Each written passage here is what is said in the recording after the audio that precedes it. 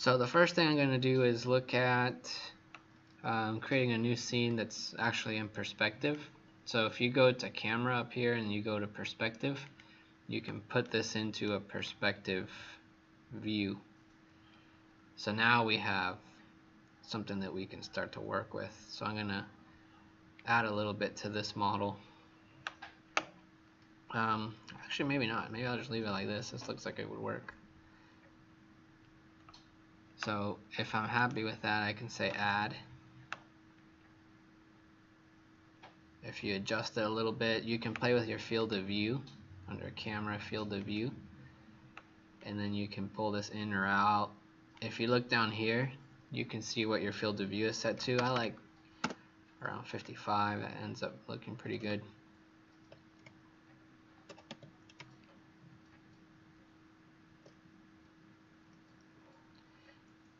So when you're setting your scene, always make sure that you maximize your SketchUp into like full window so that you know it's not going to move. And once you've set it up, it's important that you know like how many toolbars you have and like whether you have this tray like docked on the side or not, because if you move any of these things, it's going to change your view, and like the extent of it actually change. So notice how much space there is here. If I grab this and move it, see now it moved. And then if I dock this on the other side, I think you gotta move it to that guy.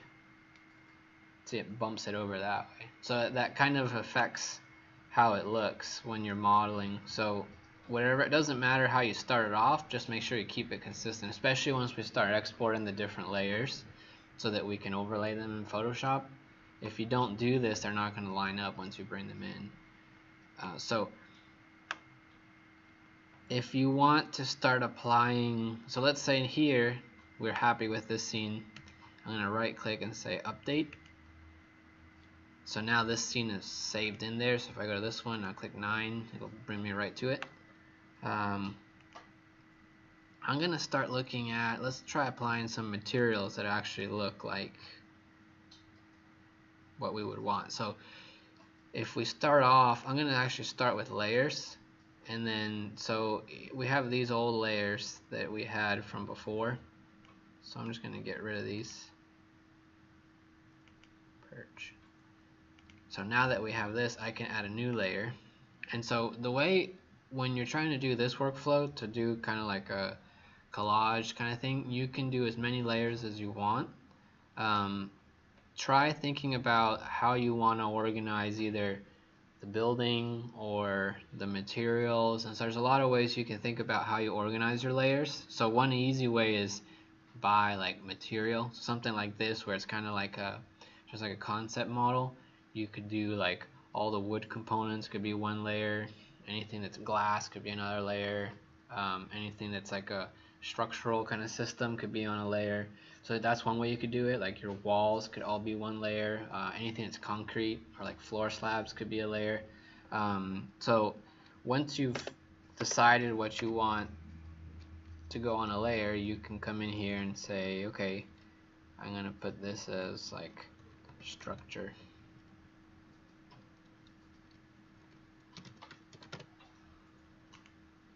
And I'm going to make a new layer and call this one like maybe wood.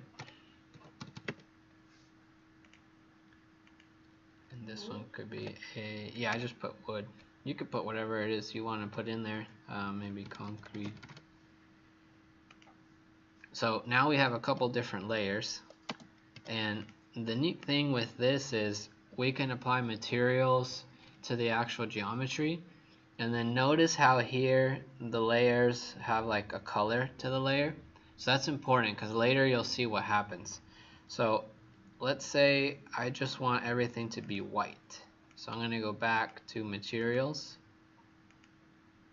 and find just, I'm going to go by colors.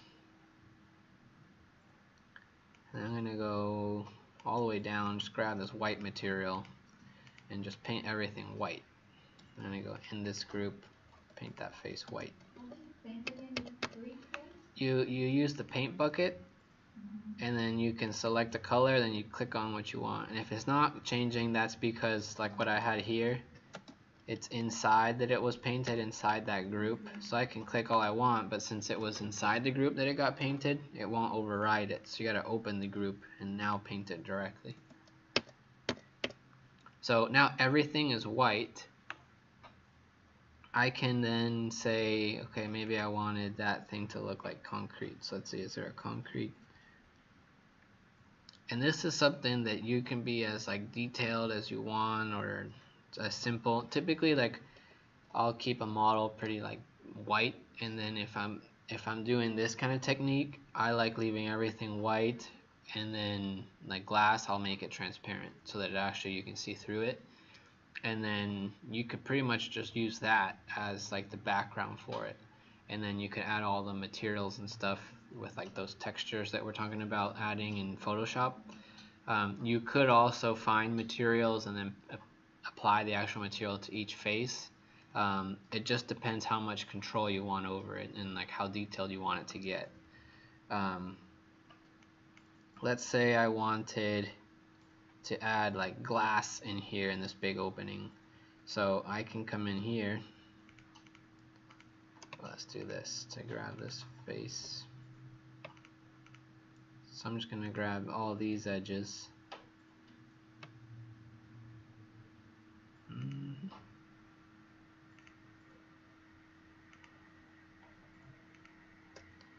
I'm gonna just say copy, Control C, and then I'm gonna paste in place, and then I'm gonna tell it make group. So now I have that as a group. If you just draw a line over it again, it'll make it like a plane if you have like a complete surface. And then I'm just gonna add a little bit of thickness, like 1 inch, and I'm gonna get out of this group. And now I'm gonna just move this back. So let's say 3 inches. Maybe let's go more. 12. So I want that to look like glass. So let's go under here and go to materials. I'm gonna go to glass and mirrors. I'm gonna apply this gray glass. So now if we go to our scene, that's what it looks like. And then if I wanted to control how that looks, I can click on the material and go to edit, and then you have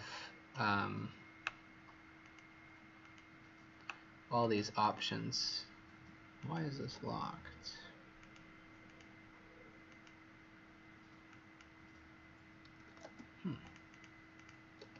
Well,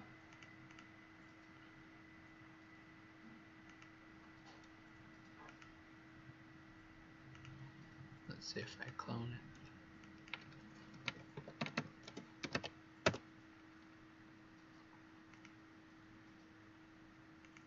So usually it looks like this. So this allows you to adjust like the color, whether you're using a textured image or not. So if you wanted it to look like a mosaic glass or something like a stained glass, you could find that image and put it on there. And then also the opacity. So if you slide this back and forth and then you watch what happens if we actually put it on our glass, it'll get less transparent or more transparent. And so that's a good one to kind of like play around with. You can also then like add a color if you wanted to, and this works with any material that you would want to apply. Let's say I also wanted to find like a concrete. So where would that be? Asphalt and concrete. Let's just apply polished concrete to this guy, so that whole thing looks like concrete now. And then maybe this is like something like a rusty something. Let's see if that has anything like that.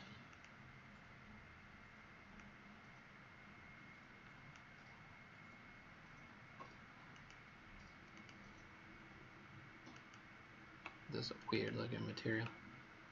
But see how when this applied, it got on there really weird and small, and it repeats a lot. It looks like a carpet. So if you go under edit, you see here it says 1 foot 6 inches, and it's using this material rusted JPEG. So what you can do is you can adjust that, make it 5 feet so it makes it larger. If you want to go like huge, you could do like 20 feet. And you can play around with how big your texture actually is. And so that's something that you can do like on your own, or depending on what material you're applying. Also, if let's say like you have a texture of just like one carpet tile, then you could make it the actual size of that carpet tile. Or if you have a pattern of like 6x6 carpet tiles, then you would have to make the overall size of that image the dimension of 6 tiles, not just one. So what we can go in here now is we have these different layers that we made. So we had made a wood layer, so let's make this wood actually.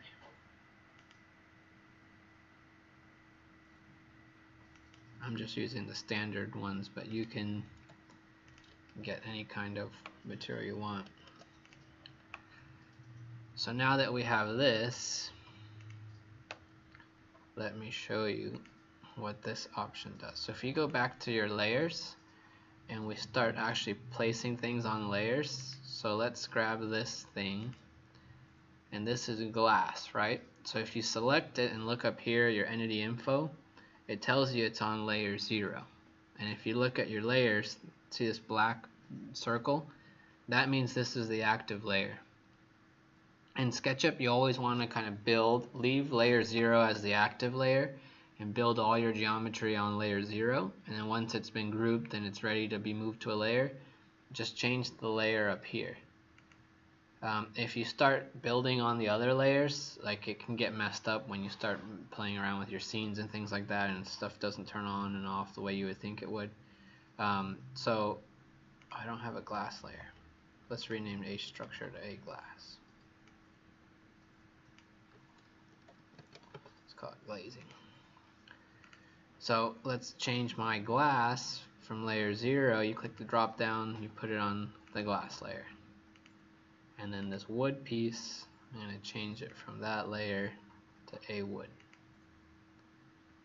And then the concrete piece from a 0 to a concrete. And you click. Now watch this. If I wanted to color this by what layer everything is on, you can select here where it says details, and you click that, and then you change this setting to color by layer. Once you do that, notice how this looks. It's going to color all these objects based on what layer they're on. Now it didn't actually paint them, it's just displaying what layer each object is on. Now if you go back, you uncheck that, it's actually painted the way you had painted it before. So notice here there's two different materials. There's the white material in the little square, and then like the wood material. But when we applied color by layer, it didn't care because they're on the same layer. So where this gets really useful is once we start, imagine we wanted to be able to control exactly what the material looks like in Photoshop, so like exactly the tone or how bright or how dark something looks. And it's something like this where maybe this piece, so let me copy that, let me then paste in place. Maybe we move this out a foot.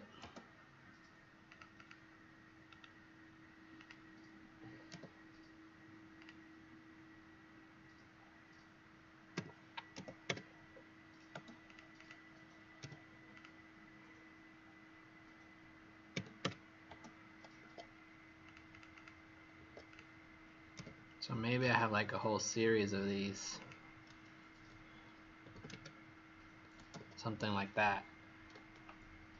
If I take all of these, see they're on layer 0.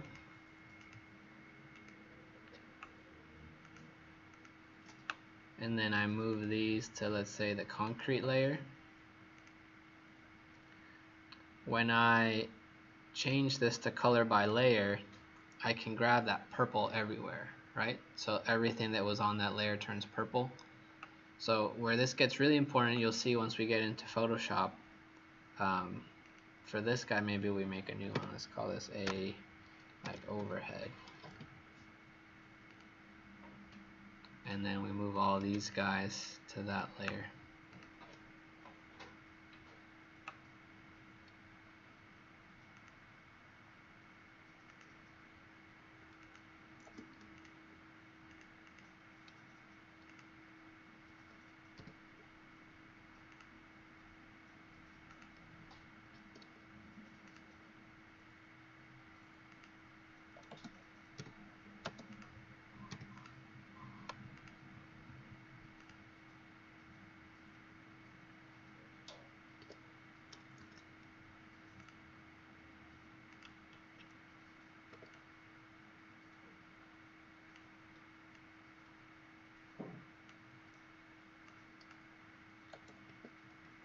So I don't want any of these.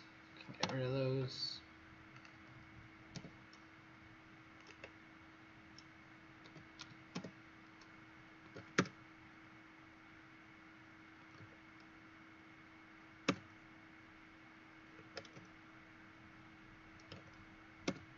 There.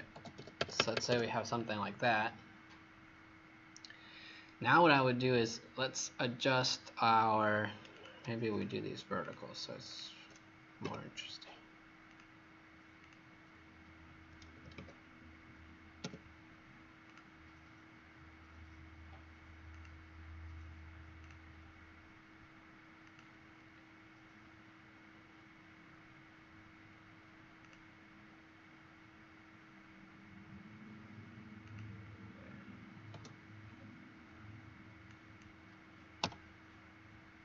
Back to my scene. So okay, so now we got these guys. If I color by layer, you can see they're in different layers now, right? So let's go ahead and then go back to the standard look and adjust our shadows. So the shadow, a lot of people overlook the shadow, but the shadow makes a huge difference. So right now I have shadows on. If you don't have them on, you can just go to your shadows and click this box and then really adjust like the time of day, because notice how like some scenes are like way more dramatic than others, and it's all based on the lighting. One thing that you can really do is you always want to light your object at like a 45-degree angle to the camera, or at least some sort of angle to the direction of the camera, because if you align the sun with like your camera, so let's say like either the shadow coming straight at you like that, or the shadow going straight away from you, see it like these things look flat because the only side of it you're seeing is the side that's in the sunlight. The side that gets the shadow, you don't see it. So as soon as like watch like these pieces, once we start to move this, all of a sudden see there, like you start getting some nice interest to them. You have one side that's lit up, one side that's dark, and so that's kind of like what you want to look for when you're laying out. Also, like where are these things landing? How does that start to affect how you perceive the scene, if that's something you want or something that's more sort of dynamic like that.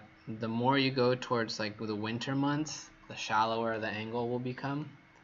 So that's something to think about, and then the closer you are to summer, the higher up the sun is. How do you see the shadows on the floor, on the ground? Oh, make sure this is checked on ground. If you don't have this checked, then you won't see them. It is checked, but it's grayed out. It's on yesterday. It's checked, but it's like grayed out. Oh, are you using this? Use sun for shading? I'm checking this for the PDF. On ground. Oh, did you turn the shadows on? Where do you turn the shadows on? You have to click this square, or you can also go up here and say okay. View Shadows. Okay, click the square. Okay. So once you have that up, and you're happy with it, make sure you right click and you say Update Scene. If you go to your scenes, you can see what it's remembering. So if I tell it to show details, everything that's checked here will be saved when you hit update or when you create a scene. So notice that shadow settings is one of them.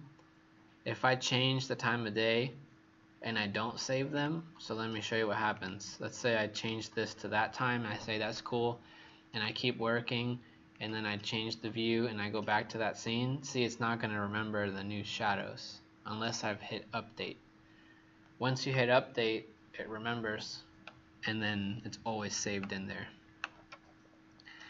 So now what we can do is start looking at how do we get this into Photoshop, and what can we do to make our lives easier. So I'm going to start off by just bringing it in exactly as it is and showing you kind of like some of the strengths and some of the weaknesses of that technique, and then I'll show you a different way of doing it that gives you more flexibility. So the way we're going to do it is you're going to start off, once you have your scene, you go to your scene, File, Export 2D Graphic. So once you click that, you have some options here. So I'm going to drop this in to our intro to digital. Okay, so today is 10/10, 10/01. I'm going to save this as a PNG because they're PNG. So TIFF, Targas, and PNGs are all uncompressed raster images. So those are the ones you'll be wanting to go to if you can. You can also do PDF. PDF will keep it pretty high quality. Only really use JPEG if you absolutely have to. A lot of people default to JPEG, but it doesn't support transparency, and it, by its nature, a JPEG always uses compression, so it's always going to lose quality every time you save. A PNG and a TIFF, they'll be bigger, but they'll be higher quality. So I'm going to say OK, and then you can go to options and see here how big it's exporting. I would always recommend at least 4,000 pixels for your width. So once you put that in, SketchUp will automatically do the other size. So if you hit view size, you'll see it's 1616 by 866. Yours would be different depending on how big your window is, what you have on the sides, the resolution of your monitor. Once you uncheck that, it lets you type in an amount. The Mac, it's a little different. You also get like resolution and like more options. But if I type in 4,000, you can see how it filled in that number. It's going to lock to proportion. So, and then if I said, okay, I have 4,000, I want to go by 2,200, it's going to make that one bigger. So at least 4,000, I think that's the good one to notice.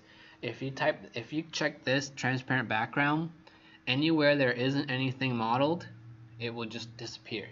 And in Photoshop, when you bring it in, it becomes like invisible, like a transparent.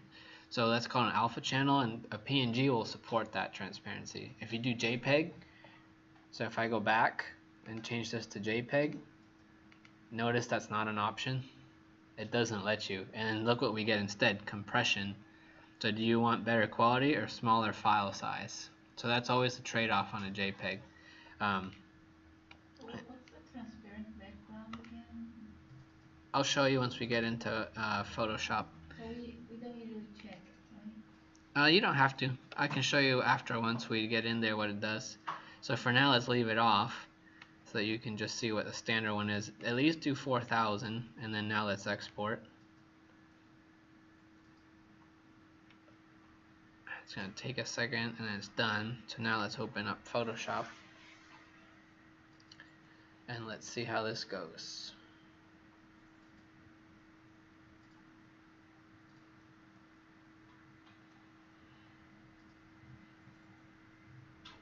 So I'm going to go File, Open. I'm going to find that, so here it is, and say Open. And so now we can see it looks much nicer than the actual SketchUp model did. So if I zoom in, it looks pretty good. But from that resolution, I mean, look back here, like how like chunky that looks, the line work. But here it's like nice and super sharp, like all the way over. Also the textures look really nice. So the higher resolution you export, the better that will look. So now let's say I want to add like some sort of texture to this. So the way I would do it, remember like look at like some of these like sample images that we've been looking at, like these different sort of just tones and textures and things like that. So you can really get a lot of use out of being creative with textures and thinking, okay, what kind of texture would create this effect, and don't feel like you have to find the perfect texture. So like a lot of times you can find what are called grunge textures, or like different, you can search with different textures that you would want, like wallpaper, watercolor paper texture. Like one that's really good is like paper bag texture. So if you look at these, like you can get some like pretty cool like grittiness. So let's grab like,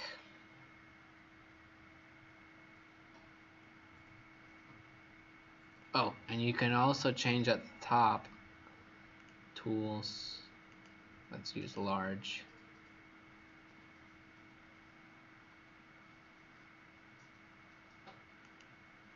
What's that look like? That's kind of cool. So let's just copy this. You can save them if you want. I'm just going to paste it in here. So I'm going to hit, let me move this here so that you can actually read it.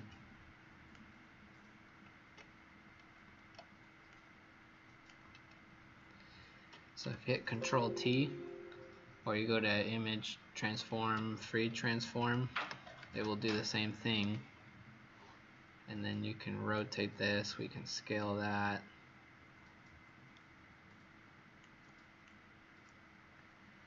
So what I'm trying to do here is just get the texture in.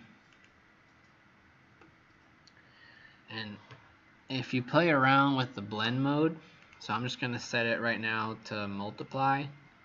See how it starts like creating this effect onto our image? So all I've changed is it's the same exact image, it's just set to multiply now instead of normal. So what that does, think of it as like a math equation.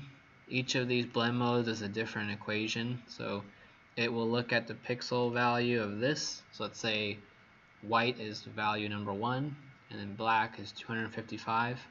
When you multiply, it's going to do 1, if it was a white pixel, the number 1 times whatever pixel was behind it, whatever color that was, and then whatever that equals is the color that it will display. You just put the layer above it? Yeah, I just dropped it in, and then you just set that to multiply. So it's still the standard background, and then this is just set to multiply in front of it. Let's say I wanted this to be behind my image, like in the background, right? So I want my building to look like it's in front of this. So how could I do that?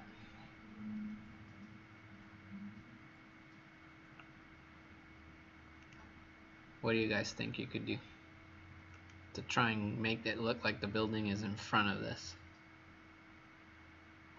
Take it out, the color. Yep.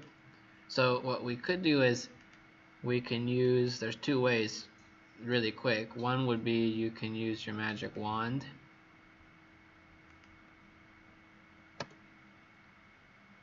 What is it doing? There.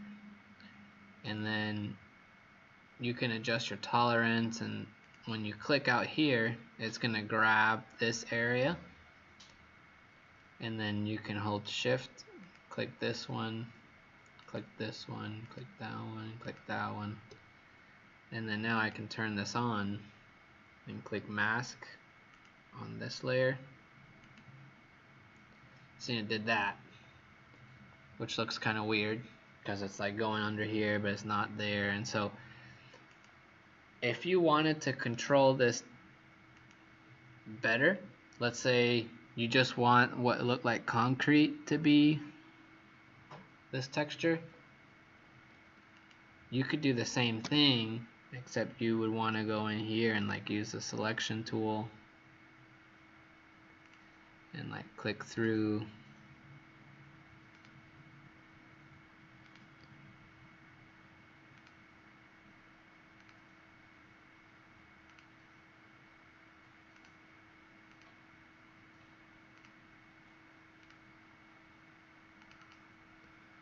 And now if I mask this off, it's just that guy that got the texture, right? Because our layer mask looks like this if you hold Alt and click on it. So only where you see the white is where you'll see this texture. So it's that same thing, except now it's there. And if you move this back to normal, it's just going to show that layer there. And then this is it set to multiply. And you can use your arrow key once that's highlighted, and then you can look at the different blend modes and what those do, and decide like what you think looks the best, depending on what it is you're trying to do. So we can leave that, probably multiply, and you can also lower the opacity. And let's say I wanted to create something that made it feel like there was some sort of background to this, so that there was something back there, like different textures and stuff like that. You could find like watercolor texture. So some of these can be kind of cool.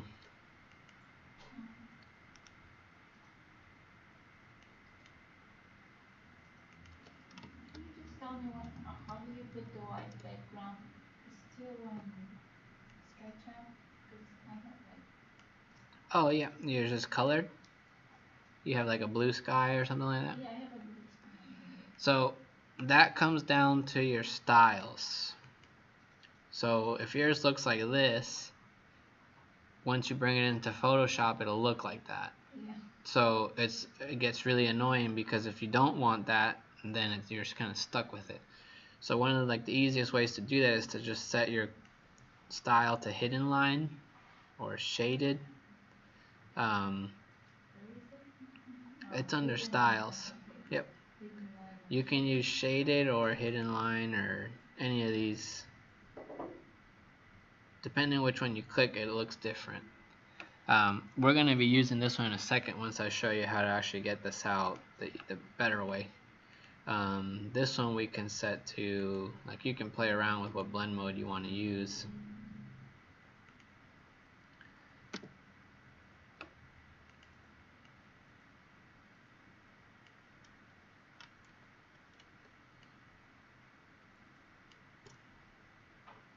But see here, I've set this to overlay, or you can try lightening.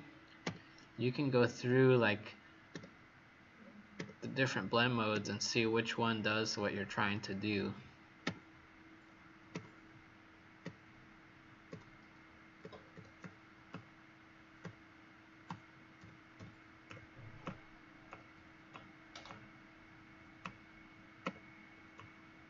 And just flipping through them, you'll see there's like all sorts of different effects. I think this next one's color.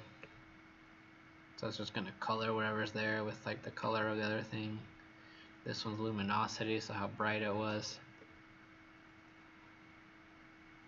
So depending what it is you're trying to do, you can also move things behind, so that will have an effect on it, where it is in the layer. If we move this in front, see now it's like totally hidden, because if I hold Alt and only view this layer, see these ones are off now. This has white there, right? So if I turn this one on to there, now if I multiply this layer, you can see through it because it's got that behind it now.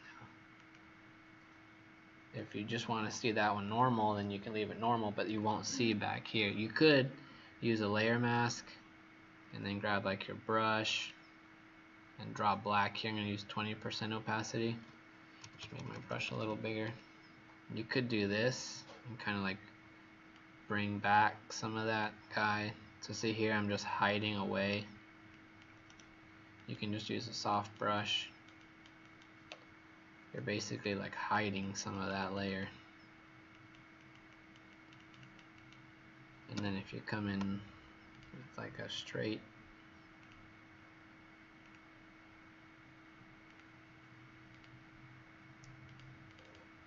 now I'm going to switch. You can hit the X key, or you can hit this guy. And get my brush again. I'm going to use 100% there. So now I'm just hiding it. So if you look at my mask, that's what I drew. Now I basically told it I only want to see here and a little bit on the sides. So, but notice how I'm going quick and my selection wasn't perfect. A lot of the time that you spend when you're doing these kind of collages is in how you select things and how you mask things off and what sort of layer goes on top of other layers. And the easier you make it on yourself to make these selections, the cleaner it will look and the faster you'll be. Imagine now I want to do this kind of effect with these guys. So now it becomes a huge pain because look, now here I had one shape, now I have 1, 2, 3, 4, 5, 6, 7, 8 shapes to crop around. So it would be nice if we could somehow use the tools within Photoshop to quickly pick those, right? So if I just undo that, you can use this. Let's say I'm trying to grab this white space. I got it there, and I got it here, here, here, here, here, and then now I gotta zoom in and grab that white space there. So at least I could do that and then use this. I can invert the selection, select inverse, or you do Shift Control I, and then now I can draw white here to bring that back. So that's one way to do it. Oops. I think I dragged it down.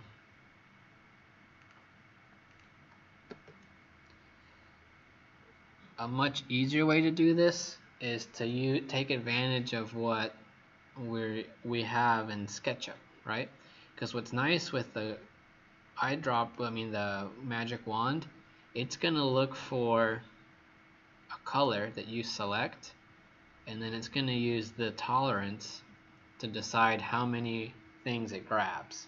So let's use it on this layer so that you can really see how this works. If I click here, see like what my selection was? It kind of like went around and wherever it found. So the way this works is if we zoom in really tight, that's what Photoshop is reading, all these individual pixels. So when I click there, every color has a number assigned to it, like a color value. So white is on one end, black's on the other. So white gets number 1, and then all the way up, I think there's 256 colors. So 255 is black. You tell it start here. So if I make this only like 1 tolerance and I click that pixel, it starts with that pixel and then looks at all the pixels around it and checks to see if they're within 1 color value away. And if they are, it grabs that, adds it to the selection, and then resamples all the pixels around it. If I move the tolerance up, that means now it can go up to 15 different. So if my pixel that I clicked was value 100, it will go up to 115 and then down to 85. If you make the tolerance only 5, it's only going to sample up to 105 and down to 95. Does that make sense? The tighter the tolerance, the less it's going to try and grab. If you move this number like way up, so see how it's going around this weird shape? If I move that tolerance up to like 35 and click here, see it grabs a larger area. Now if you made it like crazy, like 95 or 90, let's see, you get bigger, like let's try 100. Oops, what did I do? So if you go 100 here, see it grabbed like all the blue, but it didn't grab any like this purplish color, and it's not grabbing the white really. So we can use this to our advantage, right? Because like if you can tell, and the neat thing is if you uncheck contiguous, it will grab this color. Notice how there's blue here and there's also the same color here on its own, but it's not grabbing it. It's like an island. If I click now, see it went in there and grabbed some of it. So think of, have you ever heard the word contiguous? It's used a lot to describe the United States. So you have like the 50 states, and then there's the contiguous United States, which doesn't include Alaska and Hawaii because they don't touch. So that's the easiest way to remember. If you want to include anywhere in your image, like if you want to include Hawaii and Alaska, you got to uncheck contiguous. and then anywhere you click, it will just look for it everywhere in the image. If you're trying to like crop out just the sky, and that same color of your sky is like reflected on the ground or somewhere else, then don't use uncheck contiguous, because it's going to grab it everywhere, and you just want to grab it up in the sky. Also, where contiguous helps is in a situation like this. Notice here, if I use the wand on this layer to grab white, and I'm trying to grab this shape, but I don't have contiguous, it found that color all over the layer because it's white. Does that make sense? So look at my selection, it's like everywhere. It's grabbing like the whole layer. So if I uncheck that and make sure contiguous is on, now I can click there, and it's only going to grab within that one little shape. But let's say I wanted to grab all of these, right? Because those should all four be the same material. Now I either have to hold shift and click that one. See how it has a plus sign? So now I can click this one. Now I can click that one. You could do it that way. Another way we could do it is, let's use the SketchUp to color this in a way that's really easy for Photoshop to be able to see it, so that it's very different from any other color. And the easiest way is what we were doing earlier when we were looking at the layers. Remember, I asked you to set up the layers, and then if you go here, color by layer, and you actually use a shaded style. So if we go to shaded, and you tell it, layers, color by layer, now it's very easy for Photoshop to see which colors you want. The other thing I would suggest is, this is what I call like the selection layer. Turn off the shadows for this one, and then let's do this. Just do File, Export, same exact thing as you did before, and just call this one like selection. I'm just going to export it. And then we can make this full size. Let's see if it'll work. Sometimes this doesn't place it correctly. Place embedded. Place. Okay, it did. So now, this layer, we don't actually need to ever see this layer in the final image, but we're going to use this as like a tool for us to grab the right selection. Notice how if you toggle this on and off, it lines up exactly with our layers, and like our image behind there is exactly in the same position as what we would need. So here all these guys are orange, which makes it super easy. If I click like that, it's going to grab one, and now if I uncheck contiguous, I can click there and it grabs all of them, and it doesn't go everywhere else. Now I can adjust the tolerance to exactly what I want so that it grabs everything. And then once that's done, all you do is this. Watch, you just turn that off. And notice how the selection is still active. So if I wanted to do something, for some reason it won't zoom in. I think it's because I'm up here. There we go. So now I can bring this guy back. Let's delete that layer mask. And with the selection active, if you hit layer mask, it's going to just grab that shape and mask it off immediately. So if you're trying to separate things and then bring in to SketchUp and start adding these textures to it, that's one of the fastest ways to do it, is organize your layers so that you have those, and then we can actually start creating that effect. So let's say I wanted to color my glass a little bit blue. I can turn this on, grab that color, make sure you select it, and then I can make a new, let's just say solid color layer. Oh, it's pretty close. So something like that. And so this is just blue, and then I can use the mask with like brush. I'm going to switch to black, use 20%, and then we can start to slowly like fade this out like that. So I'm just hitting like the corner, let it fade out, and then we can change this. We can play around with the different blend modes. Typically you'll want one of these, screen, or what do we got? Overlay looks pretty good. And then you can lower that or brighten it. So we can start to create these really like sort of abstract things and use this as a tool to make it a lot easier on us. If we bring this up, let's say now I want to create like a really sort of intricate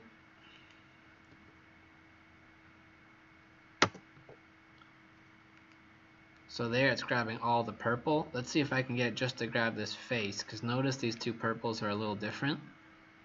If you bring your tolerance down, let's try just 10. See, now I just got just that face. Here it's grabbing a little bit extra, but that's a lot easier to clean up than the whole thing. So here maybe we add, let's find like concrete texture. If you type in PNG, sometimes you get some good stuff. We can grab this one.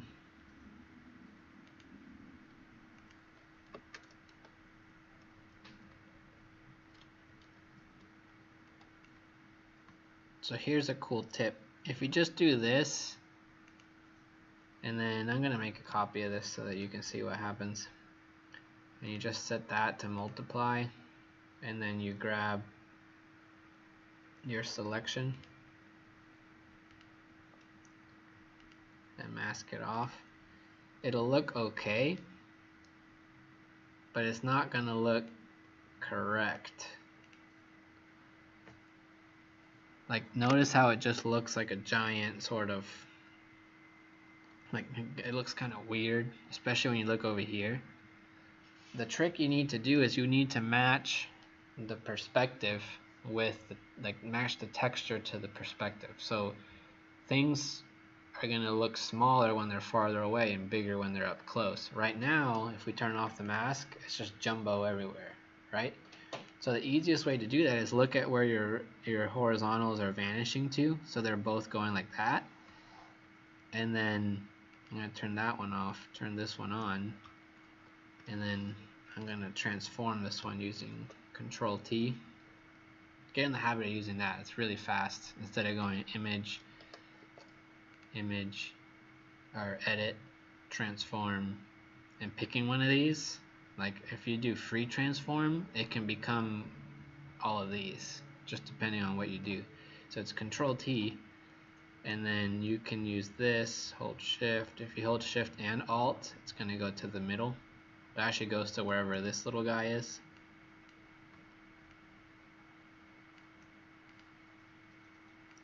So what I would look at is always make your texture a little bit bigger than whatever face you're going to crop it to.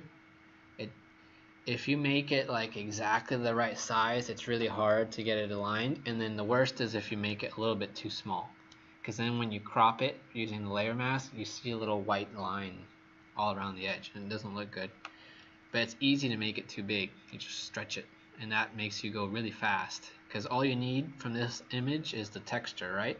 So we don't care about the shape, we just need it to look like the right texture. So here what I would do is probably grab it about like that, and then if you hold Control, see, notice if you just move your mouse on top of one of these, it looks like that. It lets you stretch it. But if you hold Control, it turns into the direct select tool, and it lets you grab just one of these. And now I can distort this, and then I'm going to come down here and move this one up. And basically what I'm trying to do is make this look more or less like it's going at the same angle as the real one. So if you set this to like multiply, you can see the real building behind it. So let me zoom in a little. If we lower that, so look at like that diagonal line and just try and make yours run like parallel to it. And then the verticals should look pretty much vertical. And then this guy can come in like that. Once you get the hang of it, you'll do this without even thinking. Like, it seems weird at first, But once you do that, you can hit enter, and then now we can grab that mask again. So you click there, turn that off, and now you hit mask, and see, look at the difference. It's something really subtle, but when we switch from that one and now we look at this one, see how that like just looks fake and like weird, whereas this one actually looks like correct and actually makes you feel like you're part of the image. And so that's a really subtle way you can start to add realism and sort of communicate ideas to the textures that you're adding. Just simple little tricks like that. And so when you look at these images, they're very sort of abstract, like that cloud, is that a cloud or is that like a ship, is that a bird, like what is that? And so that's the idea that we kind of want to look at, is how do we communicate the idea behind our concept and not really make it about like this is like the door or this is the floor. It's about sort of like this, what can you communicate through this collage that's either too hard to model or is like not something you could easily model that you could easily do here. So like if I wanted this to feel like it was all about like the texture, or like maybe it needs to be brighter in the middle or something like that, or I wanted to just bring this and like let's just get rid of that, delete the mask, the whole thing's kind of like gritty, and then you move that down, and then we apply, like you can do a bunch of stuff to this, like you can go here, solid color, and then change this to overlay and watch what it'll do. It's gonna like color the whole thing. So I'm gonna bring this way down, and then you can get totally different mood to your whole image depending on like what kind of color you pick. So like warm color or like a cool color or like greens, like purples. So like depending where you would want someone to look, typically like the warmer colors help draw your eye to them. A warmer color will come to the foreground and cool colors tend to fade to the background. So that's just something that happens on like when we look at images. So I just inverted the mask using Control I. So you just pick the mask and you can invert it. So it's black now. And then I use a brush with white and 20% opacity. And then you draw basically where you would want the warmth. So I'm going to click and then drag out, click and drag out, click and drag out there. So I'm just slowly clicking and adding like the warm color where I would want someone's eye to be drawn.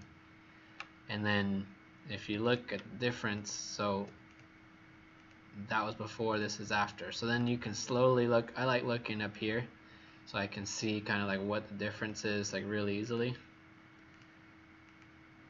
And then you can either add more or less. And so one thing that's really neat that you can do with the SketchUp, right now we just have it as like one background image, but we don't need to do it that way. If I hit this, I'm going to go back to my scene and now go to my styles and do hidden line.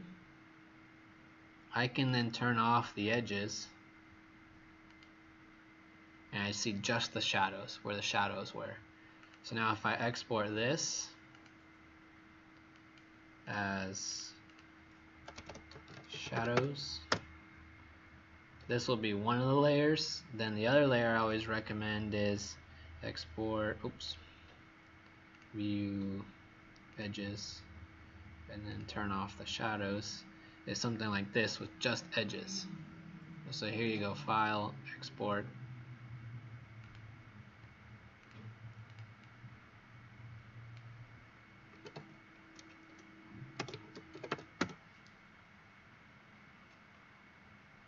Boom.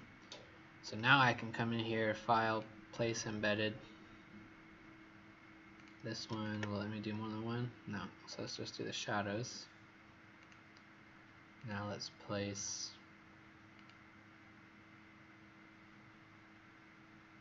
the lines. And then I can turn them off. And then let's turn off the original image. And now let's turn these two on. And I'm going to multiply these. Because remember, multiply will take that value times whatever the color behind it is. So if it's white, white is assigned the value of number 1. So if you just think back to math class, what is the number 1 times any other number? It's the other number, right? So whenever you have white and you use multiply, white disappears. It basically is like cutting out all the white. So if we take this one and you set it to multiply, see, we get that.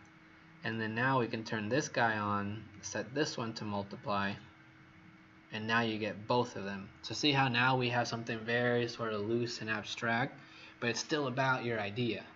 So you can make it as loose or as rigid as you want, and you can use any combination of these different sort of tools. So if I don't want the shadows on the concrete, then you put it behind it, and then it doesn't have the same effect. You can make that normal again.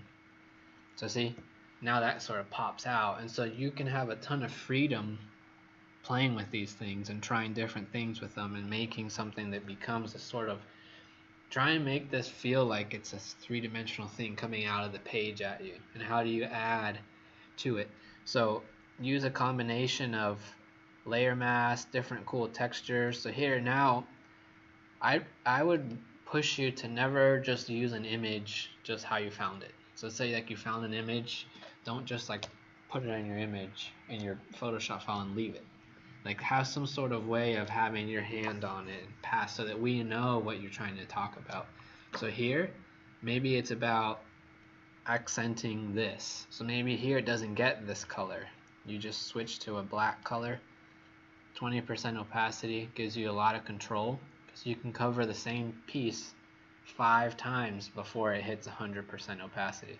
So I can really soften this up so that in the middle I can start to make this way more about the actual project. So once this loads, you'll see that starts to get like brighter there.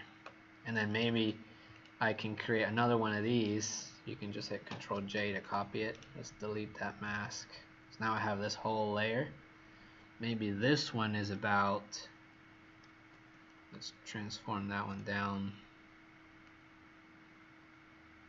Trying to create some sort of ground.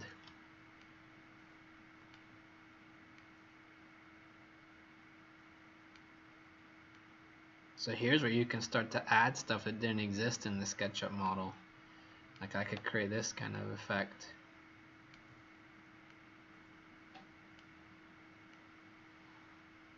This is all just me holding control and clicking these points.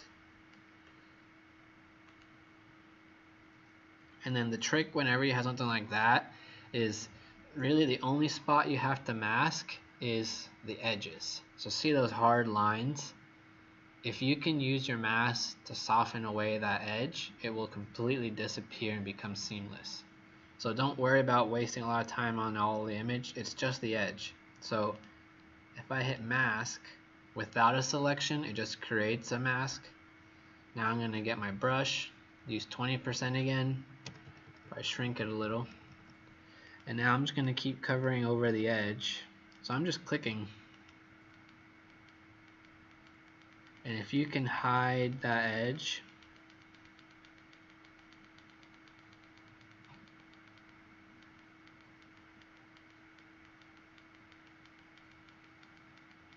if you don't want to click so many times, you can use like 90 opacity, but watch what happens. See, now I can clearly see the edge because it's only going to be as big as your brush, that little gradient effect on it.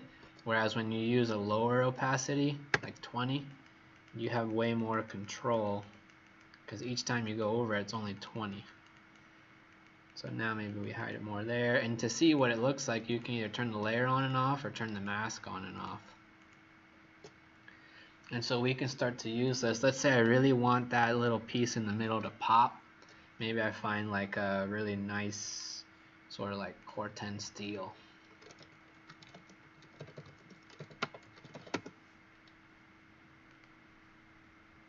Something like that one's kind of cool. This is how I learned Photoshop. Like when I was like just starting off, I would just like grab random stuff and just throw it in and just mask it off and then change it, and then everyone was like, man, how'd you do that? I was like, just masked it.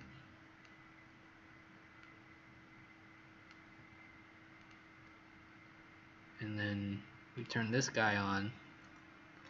We want that. That's pretty cool. And turn that off. And now you mask that off. Boom. So he goes there, and then we can change this from normal. You can try and multiply. See now, like, oh, here's a cool one. I can leave that on normal, but see it's on top of the shadows. So if I move it below the shadows, here's my shadow layer, right? Notice there's no shadow on it. As soon as I move it below the shadow, which is set to multiply, it's going to get the shadow cast across the front of it. Because now that shadow is multiplying and it goes downwards, anything below the shadow is going to get the shadow cast onto it. Anything above won't. So if I move this above the shadow, watch the ground. So here, if I had set that to normal, it wouldn't get the same effect that we're getting on there. What's on there? Let's give it this one. If you actually move that all the way like that. Whereas if you go here, it does. So you can use any sort of combination of these different things to start creating that kind of abstractness, and you don't have to use the whole thing. Like right now I'm showing you how to do like soft kind of like blends. If you use like a selection, you can get a hard edge on it. So let's say I wanted it to look like there was like a beam of something coming out this way. So let's find like a different texture to do that with.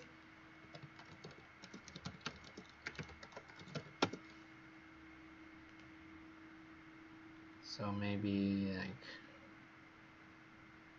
this one's kind of cool.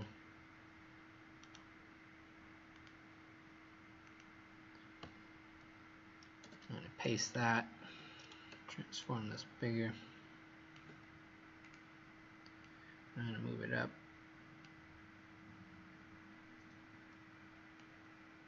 So right now the only thing on it there is the lines. So maybe I do this like that.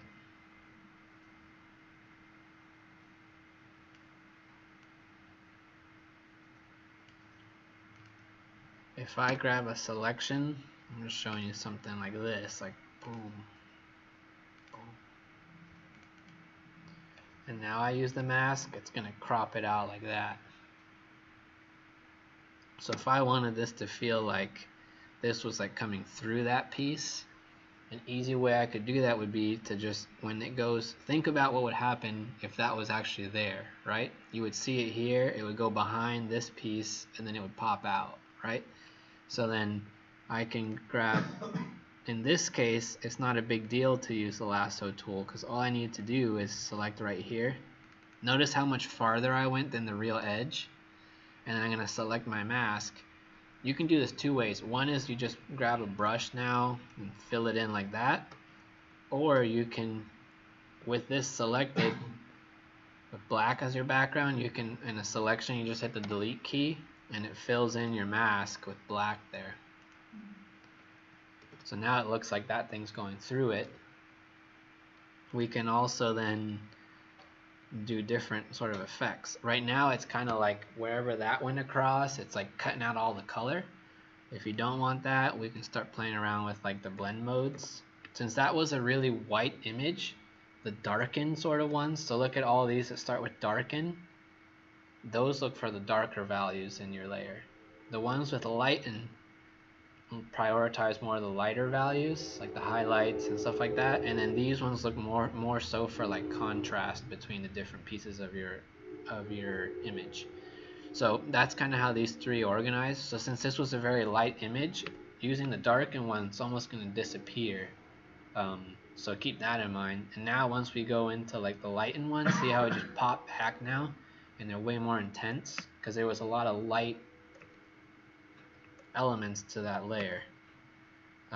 That's pretty cool. So depending on what it is you're trying to do, you can get like these kind of effects in there. So maybe something like that. And then you can go inside this now and then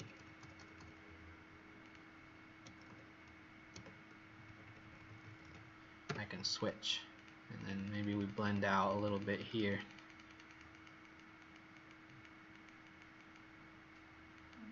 To blend out, you need to have the black on as well. Yeah, you just draw black on your layer mask. So I'm just doing this. So if you were to look at the layer mask as I drew, and then you look up here, it's kind of just doing that. So think of this as kind of like an abstract creation, like a painting, not so much as like an actual place you're going to go. Make it be about that idea. So if it was about like compressing and then releasing out through this like open space, then like really accentuate it so it feels like you can paint with light and stuff like that that isn't like something you can actually build in a model, and really make it feel like that's the idea of the space. So I think these kind of exercises get to be really fun because like you can really have like whatever it is you were thinking of trying, you can really do it. Any questions on that so far? Because that's kind of like the big piece of this that we want to look at is how do you start now piecing these together and making something. So you can see how this layer really plays a big role to making your life a lot easier in post. So that's one of those tips where if you understand where you're going and you know you have the 3D model that can do that very easily, it saves you a ton of time. And the only really, so which would you rather do? Spend all day picking little corners and redoing it when you miss, and then this happens all the time. You're like almost there and you accidentally double click and now it's like completed itself, and then you gotta like be like, oh man, I don't want it here. You gotta hold Alt and get rid of that, and then you gotta redo it. And so if you know from the beginning you're gonna do something like this, all you need to do is separate your model into layers and then use that color by layer trick. And then as long as you have a blend mode, a view mode for your scene that has shaded, it will do that. And when you do export that, it's actually better. I forgot to turn off the lines, but you can do the profiles also. So watch this. If you go to View, Edge Style, Edges, and then I turn off Edges, there's two things that happen. So one is your edges, but if you notice on the side there's what SketchUp refers to as the profile, which is the edge closest to like outer space or whatever is like not part of that geometry. If I orbit, and it's not always the same edge, so it depends on the angle. Notice how here this line isn't shown because I turned it off, but as I orbit around, once that line goes behind the other one, what's going to happen right behind this? There, see, now that line came in, but once it's no longer the last piece, see there, it goes away. So if you view edges, you'll always see that. And if you turn off edges, sometimes you still see edges. That's because you're actually seeing the profiles. So you need to be aware of that in case you want to turn everything off. That's how you would get to it. So it's best, I think, when you turn all those off when you're getting the selection, because then you know that it's always going to be exactly the same. You're not getting anything in between. Are the edges there for a reason? That's how SketchUp is modeling the geometry. So that edge exists. It's just whether you want to view it or not, like for display. So for modeling, you pretty much always leave them on. Where it really matters is if we have like a round shape. So if I had like a cylinder, and I say view edges, and I don't have profiles, see, you'll never see that edge. So see here, that's I got that nice sharp edge. A round surface will never get an edge unless you turn on profiles. So I could turn off edges and everything looks like that, but if you only have your edges visible, you don't see it. But profiles you do. But when you're building on SketchUp, can you do everything the same even if you don't have edges? Yeah, you just don't see them. It's just how you want it to look. SketchUp will actually, it needs the edge to define the geometry, and then it's just up to you like what when you export, typically that's the only time I ever play around with that stuff. Sometimes it's nice to have the profiles. Some people hate the profiles, but if you look under styles and you go to edit, and then the first square here, this is how thick your profiles are. So notice right now these are all the same. If I make this like 5, typically you don't do that many, but notice now how thick the profile is. Where that gets really useful is as you're drawing, the profile goes like that, but once you hit a thing and you complete it and you draw a line across like that, see, that's telling me it's not complete. Once you fully enclose a shape, see, it went up. That's how I knew it wasn't working. If I draw this line across, see it's thick. Once I click there, it's no longer the bounding edge. It's within another perimeter, so it's no longer like that. So that makes it real easy, because sometimes you're trying to complete a surface and you get this situation where it went right to the edge but it didn't touch. And if your profiles are set to 1, there's no way of knowing that quickly. But if your profile, even if it's just set to 2, you can tell there's a little bit of difference between that line and that line. And then as soon as it gets completed, oh man, it goes thin. So that's just like a little modeling thing. For the most part, you can leave it on 1. It won't make much of a difference.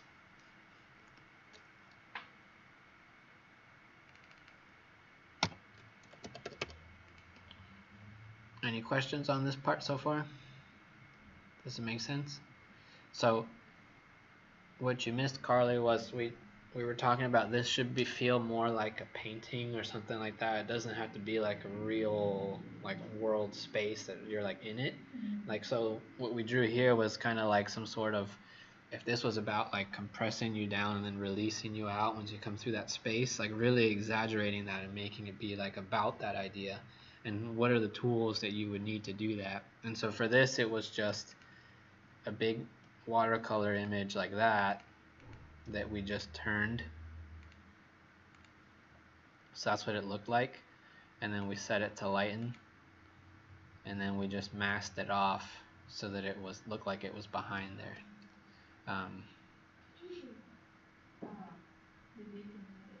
Yeah. So I can delete that. And so here, that's what we had. And so let's say I really want it to look like it's coming out this time. So I'm going to try and match the vanishing point. So I'm going to come out like that. And that too is the little bird thing. So once I get... Oh, it's this one. It's the Lasso. Polygon Lasso Tool. So make sure you use Polygon, because the Lasso one is kind of like freehand. So once you have that like that, we have a selection active, you can just hit mask and it will like crop it like that. And then here we want it to look like it's going behind there, so I can select here. I'm just going to hide it. You can also use the brush, but you won't get a nice sharp edge. You'll get like a wavy edge. And then here you can get your brush again and then draw with black and do that. Or like the faster way is if you have these two colors, you can, whatever your background color is, you just hit delete with a selection, it will fill it. If you hold Alt, so if you look on the right side of your keyboard, you have Alt and Control. So Alt is the foreground color and Control is the background color. So if I do, here if I do Alt delete, it will fill it with white. And if I do Control delete, it's going to fill it with black. And then what I did here was I grabbed the brush at 20% and I just faded away. Oops, let me switch to black. And I got rid of the very edge.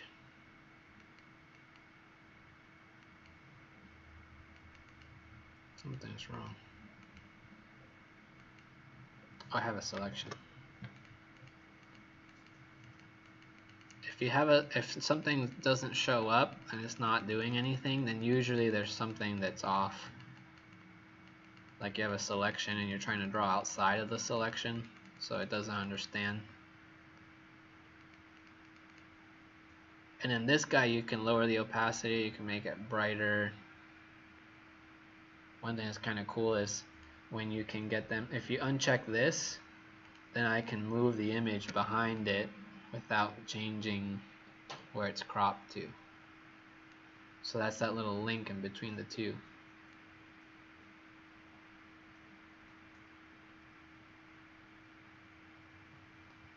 So, but the other way is if you select the mask instead, now I can move the mask. But then that's going to mess up this thing. So it's up to you, like what you're trying to do. So sometimes you move the mask, sometimes you move the image. Any other questions on that? So the assignment is to do this for 3 different images. So you can use 3 different textures. I mean, well. So we can use 3 different, in this case, for example, we have I have the one view, and then I would pick like, so that would be like 1, and then I would go to my model and then say maybe I pick like this view, or maybe this view. Maybe I come in here and do it. And so depending on what it is you're trying to highlight, and then each time make sure you go through that exercise we talked about adjusting the shadows, setting the scene, moving your model and cropping it where you need it to be so that it looks correct, and then set your view, and then you can export the different layers. Once you've set up the model, it's a lot easier now because I can just go like layers, color by layer, and I don't have to redo all the layering. It's already set up. It's just a different angle now. If I go back to the assignment, so it's 3 perspective views, and then this is all the stuff that we just covered. So organizing your views. Perspective views could be like count.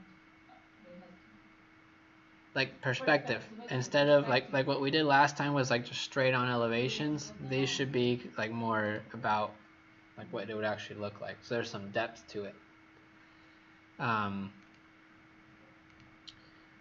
Layers, using layers and then using the color by layer. That's really important. Here's how to export in case you forget. I put 4,000 pixels minimum just so that you remember. And then line work. If you have round shapes, which I don't think any of you guys do, if you have them, then you'll need to do the profiles if you want to see that edge like we were talking about earlier. And then your selection layer, the color by layer. And then the collage is. So we're gonna use hidden. Yeah, that's probably the one you'll use the most.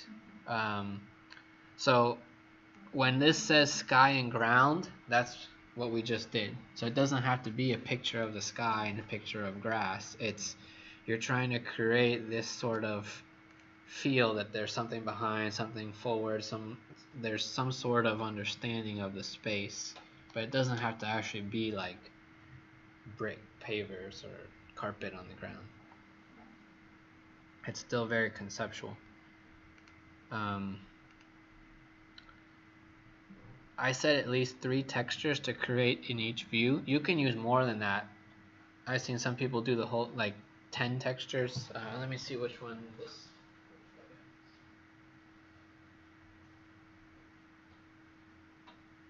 So then you're going to lay it out in your book like this. So here's hers. She has like her different textures that she used. She used 9 of them. And then that's kind of how she cropped them. And then here's the different layouts that she did. So see how they're kind of really all about like accentuating different things. So hers was all about layering. So it's all these different layers. And this one is the 7 by 10? This is, yep, square. Huh? Yep. Yeah. So you can look at that. I like the way she placed them in the, like in the window, the softer window. Yeah, that's really cool.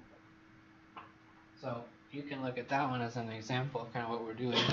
What do you mean, like, remember to make use of the selection? Yep. So that's this guy. That's this layer. Oh, okay. That makes it easier for you to select the different things. So I talked about that in the description up here. Okay. So if you look at this one, in case you don't remember how to create it, you turn on color by layer and then use the shaded face style. To get to that, if you don't remember, it's like this little one that looks like an arrow or a house on the side. You click that and then it's color by layer.